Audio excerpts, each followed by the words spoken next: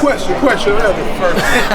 Hey, what was it? I was going to ask you. I'm Dan Rayfield, by the way. I'm writing this for The Ring. We were on the bus together after Canelo and Saunders, I think. Exactly. That was that night when you fought in the Canelo-Saunders fight. You had known that you were going to be on the Olympic team, but hadn't been announced yet. Is that the deal?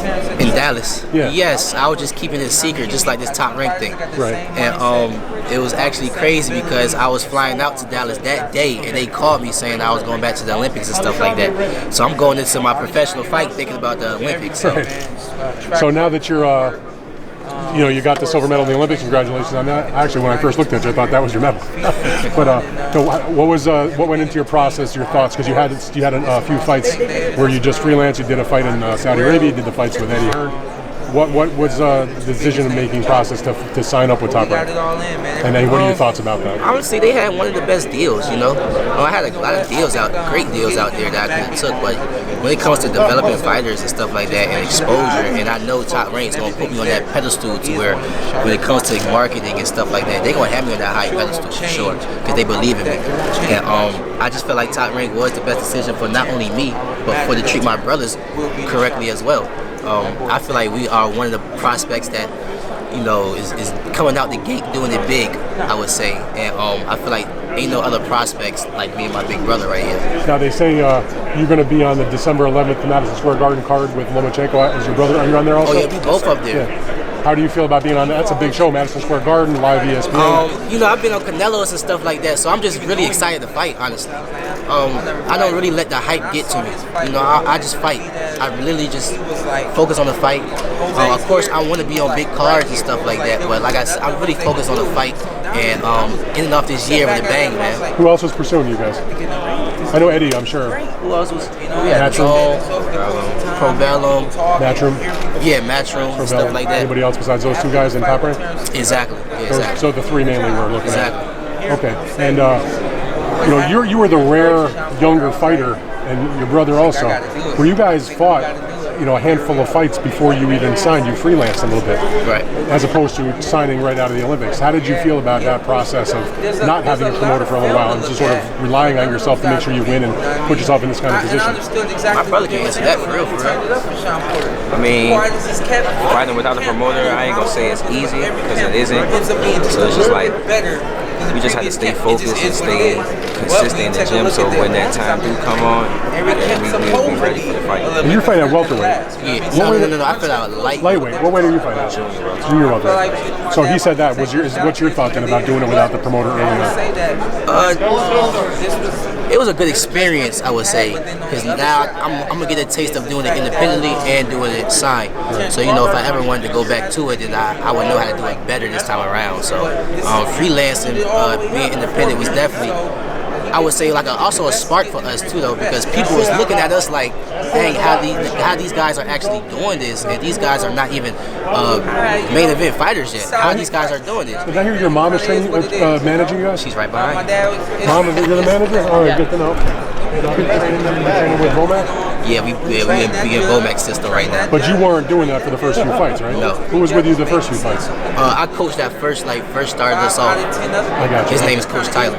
But you're going to be with Brian and the Crawford group and... Oh yeah, definitely. Our coach still going to be around, but like I said, we got adopted into a new system. Have you already been working with them with Buzz Tamp? It's our second week with them, yeah. How's it going? Well, we've been with them for years, We've been knowing Terence Crawford for years before we even decided on thinking about working with them. And where are you guys living? I know you're from Virginia. You living in... I live in Virginia. Where? Norfolk. You live in Norfolk also? But you guys are from up the D.C. area, right? I'm from Norfolk. Oh, okay. Me and my little brother lived in the D.C. area for about 3 years. Gotcha. That's where I live. I mean, for 20 years I've been there, but okay. So you're down, but you're in Norfolk. Yeah. Okay. And just real quick then about what are your general expectations for your career? I mean, I know you all want to win world championships. World championships, multi-division, unifications, undisputed. I mean, the sky's the limit for us. We're really reaching for the stars. So what about you? I'm thinking about it is, DB3 it's about to put, about to add some more flavor to Top Rank. I feel like Top Rank need like an extra little spark with them. DB3 is definitely gonna bring that spark to where people is actually gonna want to view Top Rank. Davis brothers. Gotcha. And there's 3 of us. So you 2 and who else? My little brother's about to be on Team USA in December. But he's not fighting pro yet? He's not pro yet. Okay. One other question for you. You are, by signing with Top Rank, and Richard also signed with Top Rank, Top Rank now signed the entire Tokyo United States men's Olympic team. Basically. What are your thoughts? No, basically, they did all 5 of them. Honestly, you know, we've been having a lot of talks when we was amateurs. The Olympic team, I would say, we've been around each other for years, and we was all just in cahoots like, dang, who we gonna sign with? Definitely. They all, you know, a lot of them come to me about things, and we just discuss certain things, and I guess we all felt the same way, I would say. Now, Richard said to me before this press conference that he would love to have Top Rank do a card that had all of you on the same card, a whole, you know, a card of all the Olympians. What are your thoughts about that? Shoot, why not? We still got old Olympians from 2012 that's still with Top Rank, all the way to 2016 and 2020. It's very possible, you feel what I'm saying? Especially with the group we have now. I should be main eventing real soon, so let's make it happen. Cool. All right, guys. I wish you both the best of luck in the pro endeavors. Yes, Look forward to seeing you. I'll be there December 11th. Okay. You're on that card also, right? Cool. Looking forward to Sir, it. thank you, Dan. You got it. All right. Pleasure. All right, man, but appreciate you, man. But definitely just want to get some insight of what's going on in that DMV area, man, in Virginia. What's coming out of Virginia, along with you and your brother? In terms of what's going on? Like for other fighters, and you know, we'll put it like this: GMT in the red corner.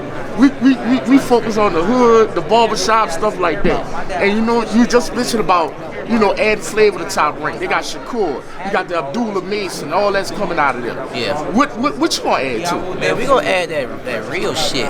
We gonna keep it all the way raw cut. Like we gonna, like I said, we gonna be the fighters that people is actually gonna want to see us in the building. Like, oh snap, DB3 is here. It's not just about us fighting. It's about our presence. Right. We bring that flavor. We bring that true shit. Like we being ourselves from now all the way to we world champions retiring. Like, we gonna be the fighters that people is gonna want to see in and outside the ring. Now this is my question. Now you fighting at what weight? Lightweight, 135. 135. All right, 135. Everybody talking about this one going up, leaving, going up to 140. Let's keep it all the way real. How long is it gonna be before you press Bob? Be like, look, man, give me Devin Haney. I already pressed Bob about Lomachenko. Woo! Yesterday. 'Cause a lot of people ducking Lomachenko. They saying Haney ducking him. They had the little meeting and said he ducking him. A few other people ducking him. So you want that smoke? I mean, I just like being great. There's no disrespect to Lomachenko. No. They like here to bash. Top rank like to compare me to Lomachenko because I guess I'm supposed to be like fast track like Lomachenko. So, Right. I told Bob, don't let Lomachenko retire without me fighting him. That's what Teofimo did. He's like, hey, give him to me. Right, exactly. And ain't nothing wrong with that. Go for it, brother. Right, ain't nothing wrong with that. What gym you training at out there? I'm from the DMV. I live out there. When I was living out there, I was training with K. Karoma and Shakur Stevenson, that group, ALX boxing. But right now I'm with Bomac. That's 140. Yeah, where y'all at now? Where you standing now? Virginia. You in Virginia still? Yes, sir. They talk about Tio going up to 140 now. He can't make 135 no more. You ready to get down with him or what? Yeah, I mean, it's gotta be a rematch for the amateurs. Get that Loma fight. Yes, sir. We fought when we was kids. I love that rematch. Like, you know you like to tiptoe now. You know, you gonna have to box him in to get him now. I don't duck no smoke. I'm ready for everybody. That's what we signed up for. You feel me? I just feel like me at my best. I don't feel like I can be stopped, but time gonna tell. Yeah, bro. That's all. Hey, bro. Like I said, take your time, bro. Good luck to you, bro. I appreciate And the thing about my brothers, what y'all don't know is y'all don't know them. So when y'all see them fight, it's gonna be a big shock to y'all, but it's gonna be no surprise to the DB3 family. See, y'all, you just said what you just said. Oh, Teofimo, you got the boxing man. We not worried about Teofimo ass. You feel what I'm saying? Like y'all don't know him. He's a southpaw, 6 foot, power. Like y'all gonna see what y'all gonna see. At 140, about to get crazy at 140, bro. December 11th, y'all gonna see the start of some real shit. But what I'm saying is, you know, you got 140, you got Tio going to 140, Haney going. Talk about he can't make 135 to vote. He going to 1. Tank want to play in 140. Everybody want to play in 140. You know what I'm saying? We ain't tripping off no names. You got money to make over there, we ain't tripping off no names. You got to fight the best to be the best, right? Huh, so bro? We sign up all of them. That's what's up, bro. Hey, man, like I said, I'll be waiting to see y'all, bro. Appreciate that. All right. Hey, just a quick follow-up just on, from FightHype. Okay. Just the fact that the matchmaking, Top Rank has been, there's certain style of matchmaking. Some people criticize PBC and their matchmaking, saying it's kind of. Do you feel by going to Top Rank that you're going to get the more developmental fights that help you perform and match your talents to the top? I feel like when it comes to like our competition, if we're ready to take that step forward, and all we have to do is come to the promotion and ask them, and they will let us. Because we're not here to be spoon-fed, we're here to jump right into that action. And because of politics and boxing, it depends sometimes on who you guys sign with. With the talent pool that you're surrounded with, do you guys think that not only the fact that you'll lead the sport, but have the right competition on your side of the street, later on, so you guys, pretty much control who fights who, or how the boxing fights? Well, right now we coming in the game with leverage. Yep. We coming in the game. They asking us how many rounds we want to go. They asking us how fast we want to go. They asking us everything to make us feel comfortable, which tells me like, okay, the ball is in our park. So even when we get there, it's nothing shouldn't be different. And then lastly, just to kind of follow up, seeing the fact that you asked for, Lomachenko and Shakur, obviously, and you guys are brothers in that sense. Yeah. Who do you think will probably get it first? Do you think Shakur will be able to get it before you? Right now, we could say Shakur because he already on that level, and I still got some developing to do. But shit, whether he get him first or I get him second, it don't matter. I just want to fight him. You know what I'm saying? And if Shakur get him first, then my goal is to outdo Shakur, and vice versa. You feel what I'm saying? So that's how we operate with that one. It don't really matter who goes first, but if he goes first, I'm gonna outdo him. If I go first, he gonna try to outdo me. And then after that's your brother, because this is one of those things we can put in the archive. They might go, I don't know who you are, you're asking for these fighters, and later on when you get the fight, and you can go back and say, I told you, that's what I want. Who's in your eyes in the future? Not saying you're necessarily calling out, or some people will call it clout chasing, but just because you want to aim for the best, who's in your eyes, in your radar? I want to fight everybody. I don't really, like you said, I ain't really trying to call nobody out. I guess like they say Tiafimo, we fought in the amateurs, we got history, so I guess that'll be a perfect fight, a perfect build-up, and then it just makes sense. How did that fight in the amateurs go? Just curious, because I know amateur style and pro style is totally different, Yeah, I really don't remember. This was like silver, so we like real kids. Oh, okay, like little like real the gloves kids, is so bigger like, than you guys? Okay. Yeah, it didn't even mean, I ain't gonna say it ain't mean nothing, but it don't mean nothing now. So it means something, because we know, like all these Devin Haney, all these fighters, we seen them when they was kids. Yeah. And we know the true fighters that y'all think is so tough. Understand what I'm saying? So they can't come at us that way.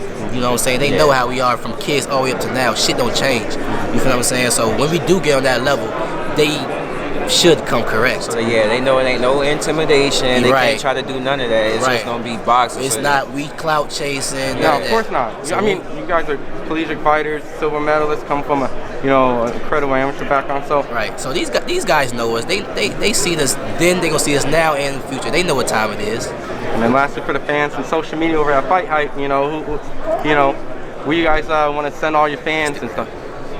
Follow me on Instagram, Kelvin Davis 2_, and follow me on Twitter, Kelvin Davis 1_. Instagram, Business Keyshawn. Twitter, Keyshawn Davis 8. My YouTube channel, my name, Keyshawn Davis. For the fans, for our supporters, DB3 supporters, shoot. December 11th, man. Me and Kelvin back. Lomachenko. It's gonna be way better than that DAZN card. You know what I'm saying? No disrespect to DAZN. Shout out to DAZN. But we coming back. We coming back better. That's all I gotta say. Awesome. Appreciate it, guys.